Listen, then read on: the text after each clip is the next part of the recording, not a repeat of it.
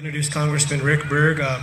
I've watched Rick Berg in the legislative when he was a House representative out of the Fargo district, but also a native of Hettinger, North Dakota, born and raised on a farm down there. Has always been a great friend of our tribal North Dakota tribes while he's serving in the House, and obviously now as a congressman in Washington, D.C. So with that, Congressman Rick Berg.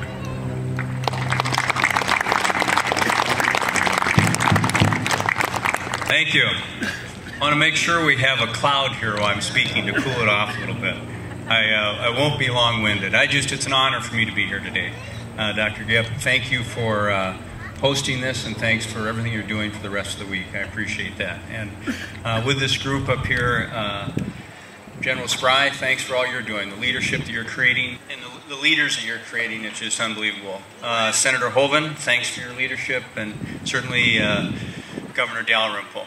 The chairman, thank you for being here. As we were coming in today, the chairman were busy working out the details for a refinery. They're always working, never quitting. In fact, I remember as majority leader when we had the State of the State tribute, really by one of the chairmen each legislative session, and how really important that was to kind of set the stage and move us forward. I want to also add how neat it is to have this name Lakota. You know, I'm a pilot, so I really enjoy anything to do with planes or helicopters. I'm not able to fly a helicopter, but when you start talking about a glass panel, you talk about night vision, and you talk about an automatic pilot, that's pretty cool stuff to have. But what I was thinking is, you know, the fact that it's a Lakota name really for North Dakota really talks about two nations, and really our two nations coming together in so many different ways. I talked about the state of the state, but from protecting our country and protecting our state, we've seen that just time and time again. And this is really another tool to help keep our citizens across North Dakota safe. And so again, I just want to thank whoever started this tradition. I understand it was back in the 40s. I can't really say how important it is for this name to continue forward with helicopters as we're moving forward. It's a great, great thing.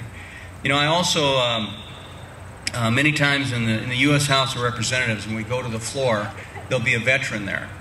And early in August, when I came to the floor to vote, there was a wheelchair there, and I was coming up the steps and came inside. There was a veteran that didn't have any legs. And you start thinking about the sacrifice that people make. And I reached out to shake his hand and thank him for his service, and he didn't have any arms either. And I tell you, if there's one thing that gives me strength, it's the sacrifice that our veterans have made, all of our veterans and our current forces for those freedoms that we have as Americans.